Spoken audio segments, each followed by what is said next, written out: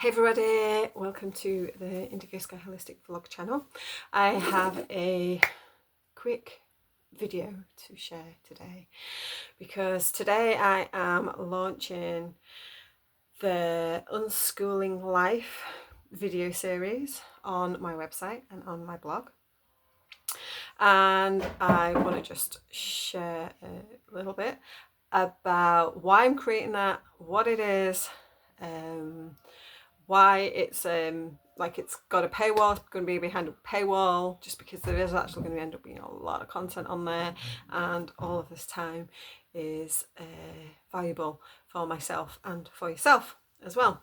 So unschooling, I want to talk a little bit just about what unschooling is to get that clear, what unschooling life is and what the difference is between that and other types of home education as well, really briefly, because lots more of that is going to be in that content. So we're a home educating family. If you've not watched any of the videos on this channel or any of my Indigo Sky Holistic videos, I'm a mum of 3. I'm an intuitive energy healer, and I've been home educating, well, my girls have never been to school. We decided when I was pregnant with the eldest that we would home educate to allow them to follow their interests, that baby and any future babies to follow their interests and follow whatever they were drawn to do as they grew up, because my husband felt like he'd not been allowed to have his artistic talents, not allowed to pursue his artistic talents. And myself, I'd not had the greatest of experiences at school, although I was okay and academically survived, and would have done much better had I not moved house when I was 15 and had to do the last year of my high school, pretty much 2 years in, what is it, about 7 months of the last year of high school here in the UK. And then it felt like I have a long-standing history within home education with my extended family, and it was my eldest nephew who made this suggestion of, well, if you don't like the schools here in this area where we lived at the time in Manchester in England, it like sparked this little idea in my head that school wasn't necessary. I knew it wasn't because I'd watched him and his brothers go through their education outside of school. The older 2 had been to school. The youngest at that point hadn't. I think he might have just been heading off to college, the youngest. And they've all got degrees from university. They've all done very well for themselves academically and have, wide choices within their lives. So that's my life with home education. Long-standing history with home education. My daughters have never been to school, and as a intuitive mum, because I was like a baby-led intuitive mum when I had my babies, I breastfed them, we room shared, co-sleeping. I did something called elimination communication. If you are in the intuitive mothering, intuitive parenting world, you may know what elimination communication is. It's widely practiced in more Eastern cultures, not so much in the Western world. And yeah, I went that far in allowing, like, listening to myself and my wisdom within me and my babies and toddlers, and then as they grew on through their childhood, I allowed them to basically trust their bodies with their needs. And I know this is like wild and crazy, and lots of people don't get that this is something that can be done, because, and the root and bottom line is, we as adults, when we were raised, weren't taught to trust ourselves. And as an intuitive holistic therapist, this is what I see a lot in my clients, day after day, week after week. I see people who weren't trusted when they were young, not knowing how to trust themselves as adults, not knowing how to trust their bodies, not knowing how to trust their thoughts, not knowing how to trust their emotions, not knowing how to trust their intuition, their gut instincts, their motivations within themselves. And that's because right from a very, very young age, babies, toddlers, made to eat food they don't want to, that don't feel right to them, made to eat at times that aren't right for them, made to sleep at times that are not right for them, or woken up at times that are not right for them. And we get very confusing messages around behaviors, like sometimes this is acceptable, to other times it's not, and to a little brain that's just like super confusing. And this is something that I became aware of with my youngest, particularly having there was like 4 years between my middle one and my youngest, and in that first 4 years of my mothering journey, I had observed how the words that I spoke to my girls, the two of them, sometimes gave this really confusing message to them. Sometimes it was wrong for them to do this, and then other times it was right, or I was asking them to do it. And that, like, in a tiny brain, it's like, why can I run here but not here? Why can I make a noise here but not here? Why can I help with this household task here and then get told off for it here?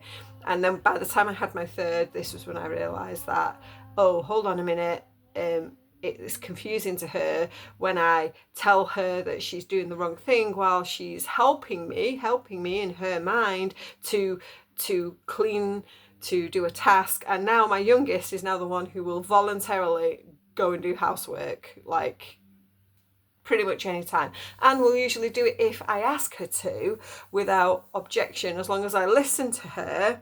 As I say, you know, would you like to, or would you go and wash the pots? Would you go and pick up stuff from the floor? Will you make sure you tidy up after yourself?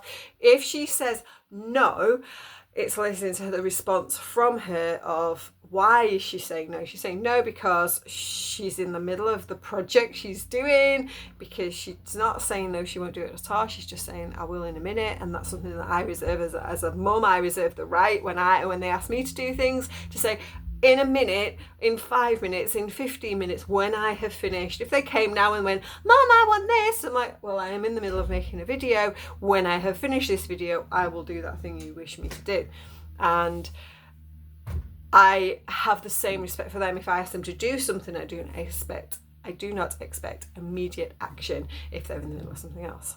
So where does this correlate with home education and unschooling? So the further on flowing from this baby-led, toddler-led, infant-led approach to their actions and to what they did, as we began to reach home education, or education age, compulsory school age they call it here, education age of like 5 here, it just flowed naturally into what is then termed unschooling. And that is, it's a little bit more than just a child-led approach. Child-led education is often like following the interests of the children, but still finding a more academic approach to it and a more school mindset approach to it, but allowing them to follow their interests.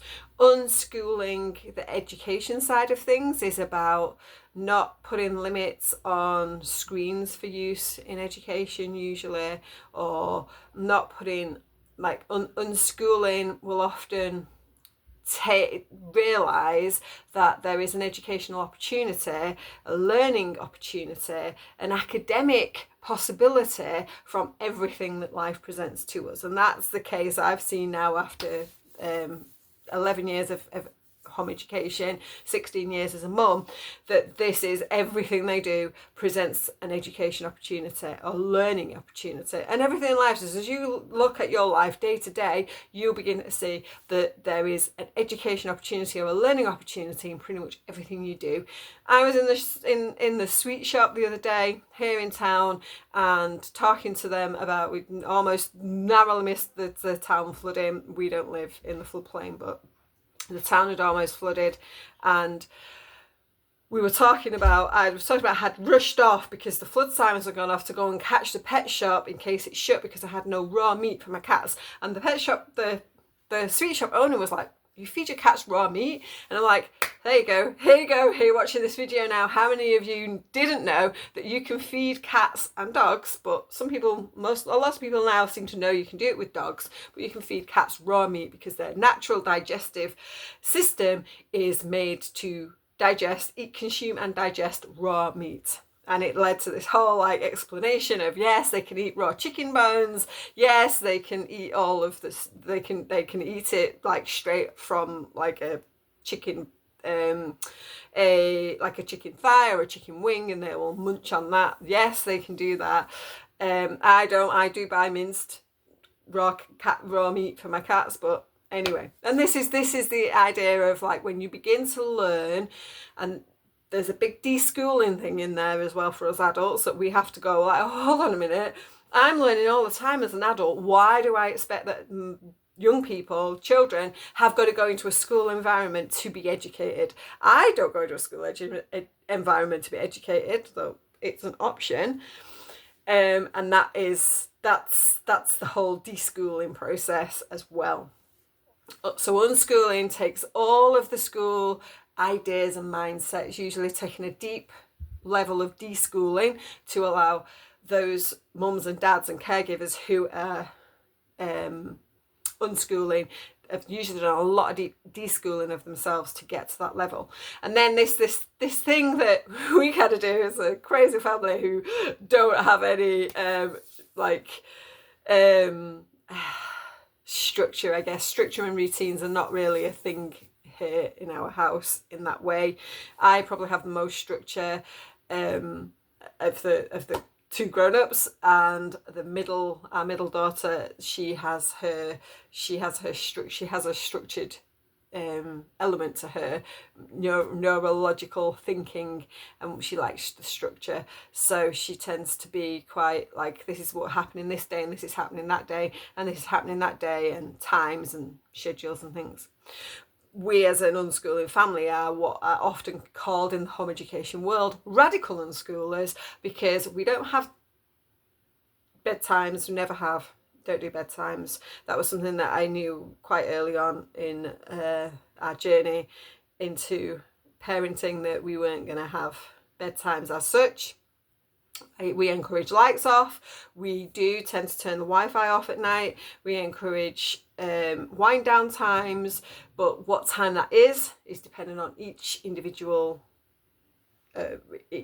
child's needs.